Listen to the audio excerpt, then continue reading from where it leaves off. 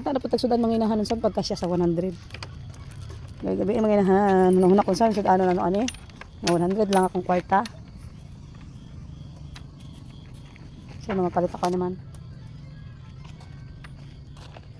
So magpalit ako sudan. Kay gabi na.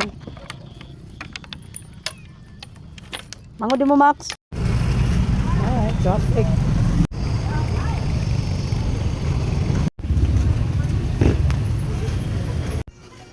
Mag sinigang ta karong gabi mga inahan. Corn beef kay wa man tayo pa ito karne. So kani nakoy karne pero giniling man ni sa lata. So, mag-adobo kog batong ugma. Pamapan yun to. Tungaon ako ni para sa hapon na po na sudan. Di ba? Ano ako tataran mga inahan? Pagkaluuya. Ilan na katuig mga inahan? Gamay pa niya akong kaduha. Nya karon 12 years na siya. Pero may crack mo to siya dati mga inahan. Tapos nahulog, natumba na ako, wasak, ulan na mga inahan, ulan.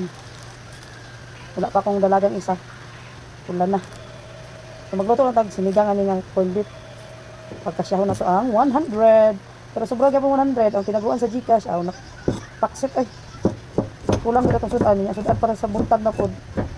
Para ready na daan. Gulay lang gyapon, batong magadubo tag batong sa buntag. So mo na ni mga inahan mag tuaywa sa mga inahan kay bundak ng ulan. Magsinigang ka og corned beef. Nagisa na akong sibuyas, bombay o ahos, corned beef. So ilunod na ako to ang gulay.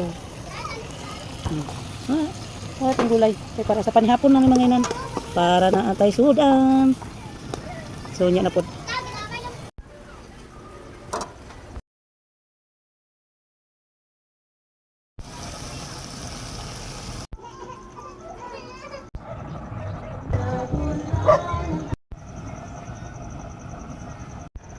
Luto na ang atong sinigang na corned beef. Hoy, sinigang.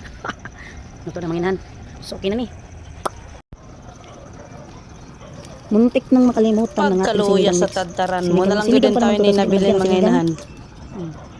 Buti na lang naalala.